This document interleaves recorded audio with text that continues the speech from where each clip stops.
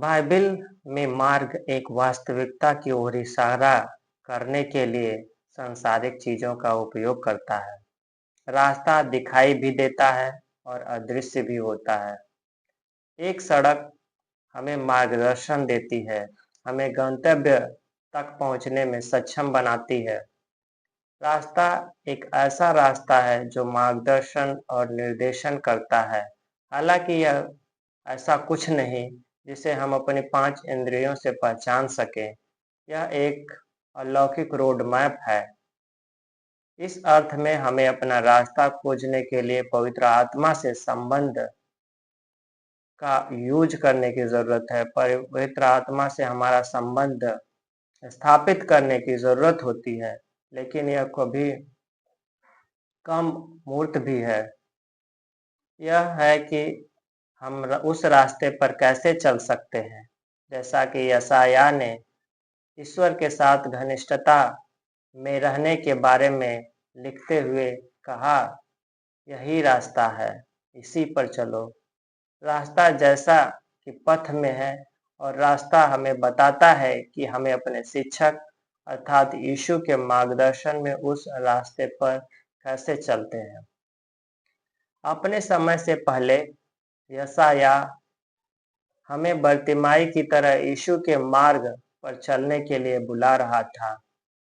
वह मार्ग क्या है? वह मार्ग प्रेम का मार्ग है। अपने पूरे हृदय, आत्मा, मन और शक्ति से परमेश्वर से प्रेम करना तथा अपने पड़ोसी से प्रेम करना। यह विनम्रता का मार्ग है। हमें उसमें अपना परम मूल्य खोजना है। हमें उस मार्ग में जो परमेश्वर हमें बताता है कि विनम्रता के मार्ग में अन्य किसी में नहीं है। यह अभिमान के विपरीत एक विनम्रता का मार्ग है। यह यीशु और उसके वचन के प्रति आज्ञाकारिता का मार्ग भी है। न केवल हम वचन का अर्थ चाहते हैं, बल्कि यीशु ने जो कहा उसका अर्थ क्या है। यीशु ने केवल वही किया जो उसके पिता ने उसे करने के लिए कहा था। यह शक्ति का मार्ग है। पाप, मृत्यु, बीमारी और शैतान पर शक्ति। ईश्वर का मार्ग या यीशु है। दुनिया का रास्ता आपको बताता है कि कई रास्ते हैं। जैसे आप गूगल मैप जब ओपन करते हैं और किसी जगह को सर्च करते हैं, तो आपको कई मार्ग दिखाता है। यदि आप थोड़ा सा आगे बढ़ जाते हैं तो आपका एक नया मार्ग खुल जाता है। तो यानी यहाँ पर आपको एक चुनाव देता है कि आपको किस मार्ग पर चलते हुए जाना है अपने गंतव्य स्थान पर। मार्ग या रास्ता में से एक है कि आपको चुनना होगा, और आप एक ही समय में दोनों पर नहीं चल सकते। यहाँ पर बाइबल स्पष्ट करती है, गूगल में हम एक ही समय पर आप 2 मार्गों पर नहीं चल सकते, या मैप के एक ही मार्ग पर चल सकते हैं। जब आप बाइबल में मरकुस का अध्याय 10 और उसके वचन 17 में उसके आगे 17 और उसके आगे पढ़ते हैं, तो एक व्यक्ति के बारे में जिक्र आता है, जो धनी युवक।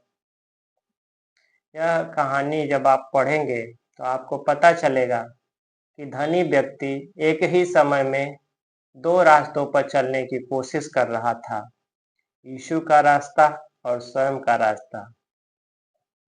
लेकिन उसके जीवन में आखिरी सालों में कुछ ऐसा हुआ जिससे उसकी आंखें खोल दी, और यीशु उसे रास्ते के दोहरे पर ले आया। वह रास्ता पर ले आया जहां पर एक रास्ता दूसरे से अलग था। यीशु महान मांगनकर्ता ने कहा, चुने। यहाँ पर जब यीशु से उसकी मुलाकात होती है तो वह कुछ चुनने के लिए बोलते हैं। परमेश्वर के राज्य का रास्ता चुने। यीशु जो रास्ता है या दुनिया का रास्ता है, जो स्वयं का रास्ता है, संकीर्ण द्वार और संकीर्ण मार्ग चुने, चौड़ा द्वार और चौड़ा मार्ग चुने। हमें यह सुझाव है कि क्या हम संकीर्ण मार्ग चुनते हैं या चौड़ा मार्ग चुनते हैं, क्योंकि वे अलग अलग गंतव्यों पर समाप्त होते हैं।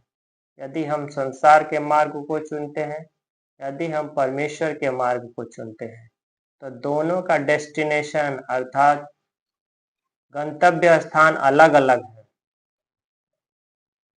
और अलग अलग जगहों पर ले जाते हैं।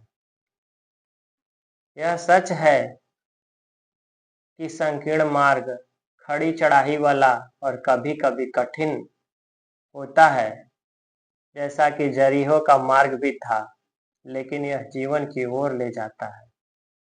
यीशु की मृत्यु के माध्यम से चौड़ा द्वार और मार्ग आसान है, आनंददायक और लाभदायक भी लगता है, लेकिन वह मार्ग विनाश की ओर ले जाता है। संकीर्ण मार्ग कभी कभी हमें दुखदायक जीवन में हमारे लिए कमियों को ले आ सकता है, लेकिन वह हमें हमारे जीवन में दुखी ला सकता है। हम दुख हो सकते हैं, हम निराश हो सकते हैं, लेकिन यह वही मार्ग है जो आपको आनंद की ओर, आपको अनंत जीवन की ओर ले जाता है। हम एक ही समय में दोनों यात्रा नहीं कर सकते। क्या उसने सही रास्ता, सही मार्ग चुना है? क्या आप भी? कोई नहीं बता सकता, लेकिन हमें यह अनुमान लगाने की जरूरत नहीं कि कौन सा रास्ता सही है। यीशु का रास्ता है जो सही है। इस कहानी में अर्थात मरकुस और उसका 10 अध्याय और 17 वचन में पढ़ते हैं, तो वो धनी व्यक्ति जब यीशु कहते हैं कि अपना सारा धन बेचकर कंगालों को दे दे, तो वह निराश हो जाता है और यीशु को छोड़ के चला जाता है।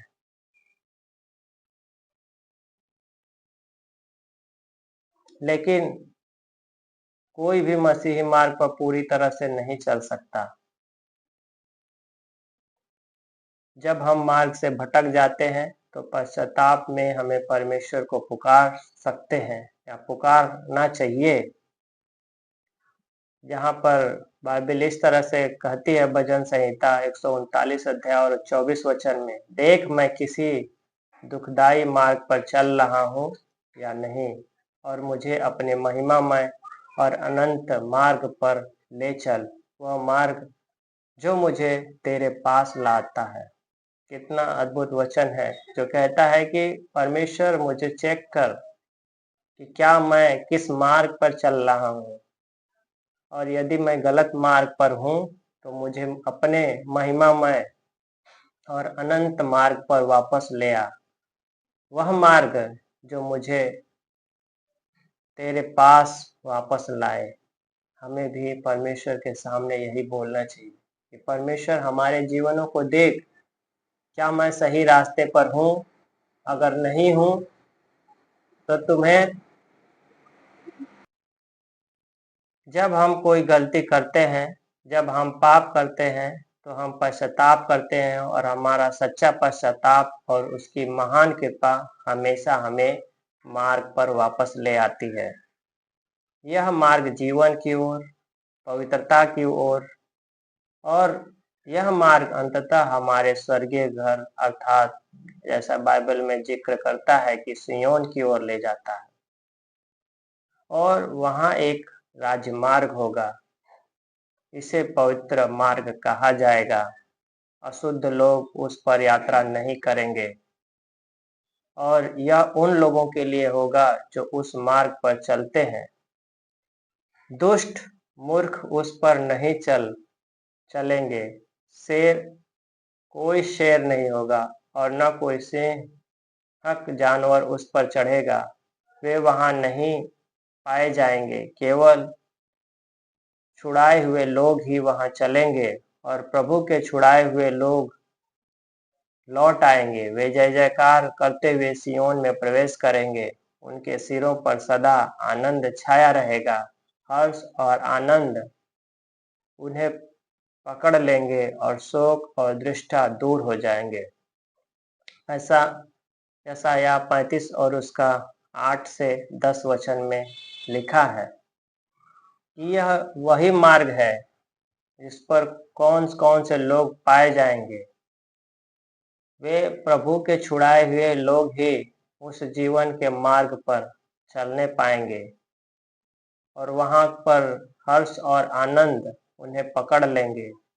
शोक और दृष्टा दूर हो जाएंगे। वे मार्ग पर चल रहे हैं। वे एक खास तरीके के मार्ग पर चल रहे हैं। जैसा यशायाह 35 और उसका 8 वचन से जब आगे पढ़ते हैं तो आपको देखने को मिलेगा कि वे एक खास तरह के मार्ग पर चल रहे हैं। गाते हुए, आराधना करते हुए, आनंद से, प्रसन्नता से भरे हुए। यशायाह यहूदियों के बारे में लिख रहा था जो बंधन से यरूशलेम लौट रहे थे। हम समझते हैं कि उसका मतलब हमसे भी है। फिर से जन्मे, बंधन से मुक्त हुए, राज्य के पुरुष और महिलाएं खुशी से उसका आराधना कर रहे हैं। वे मार्ग के लोग हैं। हमें बर्तिमाई की तरह जो पवित्र आत्मा के नेतृत्व में बोलता है, मार्ग यही है, इसी पर चलो। यीशु का अनुकरण करते हुए अपने क्रूस तक, उसके आगे महिमा तक। जिस तरह से बर्तिमाई देखता है और फुसफुसाता है कि मार्ग यही है और इसी पर चलो। हमें भी, हम जब मार्ग पा चुके हैं, यीशु का मार्ग बोलता है कि मार्ग, सत्य, जीवन मैं ही हूँ। मेरे बिना कोई पिता के पास नहीं पहुंच सकता। और जिस तरह से कहता है कि मैं दाखलता और तुम डालियां हो, और यदि डालियां सूख जाती हैं तो वो बाहर फेंक दी जाती हैं और आग में झोंकी जाती हैं, उसी तरह हमारा जीवन सूखापन न हो, बल्कि हमें उस मार्ग पे चलने की जरूरत है जो जीवन की ओर ले जाता है। जिस तरह से लिखा यशायाह 35 और 8 में कि वहां क्या क्या होगा, हमें जरूर चुनने की जरूरत है। हम देखते थे कि किस तरह से मरकुस और उसका 10 अध्याय और 17 वचन में धनिक व्यक्ति अपने जीवन के उस बिंदु तक पहुंचा है। वह एक ही समय में दो यात्रों पर चल रहा था और उसमें चलने में कामयाब भी रहा। ईश्वर के राज मार्ग और दुनिया के राज्य मार्ग का एक मार्ग है। कम से कम उसे लगा कि वह दोनों पर यात्रा कर रहा है। उस धनी व्यक्ति को लगा कि वह दोनों मार्गों पर चल रहा है और वह यीशु के पास यह पूछने के लिए आता है कि अनंत जीवन का भागी होने के लिए मैं क्या करूं। मेरे दिमाग में वह चर्च में जाता था, अपने तरीके से वर्शिप करता था, दशवांश देता था, मसीहियों का समर्थन करता था, बाइबल का अध्ययन भी कर रहा होगा और एक छोटे समूह से भी संबंधित रहा होगा जैसे कि हम लोग हैं। सभी अच्छे काम जो मसीही लोग करते हैं वो भी करता रहा होगा, फिर भी उसका दिल यीशु से दूर था, अर्थात उस सच्चे मार्ग से दूर था। वह अभी भी दुनिया की चीजों के पीछे भाग रहा था और कुछ लोगों के प्रति कोमल और दयालु नहीं था। अपनी प्रतिष्ठा के प्रति वह सिक्योर होना चाहता था। अंत के दिन में उसने मसीह के अलावा किसी और चीजों में अपना अंतिम मूल्य पाया। और जब इस वाक्यांश को जब पढ़ते हैं मरकुस 10 और उसका 17 से आगे, तो अंततः वह व्यक्ति अपना मूल्य मसीह के मार्ग की अपेक्षा अपनी चीजों में अपना अंतिम मूल्य पाता है। वह शरीर के धार्मिक तरीके से जी रहा है और जब यीशु उसे माल बेचकर कंगालों में बांटने को कहते हैं तो वह मार्ग से हट जाता है जो जीवन को ले जाता है और उस मार्ग पर को चुन लेता है जो उसे जीवन के विनाश तक पहुंचा सकता है। मैं नहीं जानता कि वह कहाँ होगा, लेकिन परमेश्वर के मार्ग जैसा बाइबल बताती है कि उसके बिना हम कुछ नहीं कर सकते और मैं यह विश्वास करता हूँ कि उसका जीवन जरूर कष्टमय बाद में रहा होगा। तो आप इससे सीखें। परमेश्वर का धन्यवाद हो। आप मुझे आशा है कि जरूर आपको सीखने को मिल रहा होगा। यदि आप नए हैं तो जरूर चैनल को सब्सक्राइब कर लें, शेयर कर लें, ताकि जो कुछ भी मैं समझूं या आपको बताऊं आप तक पहुंचे।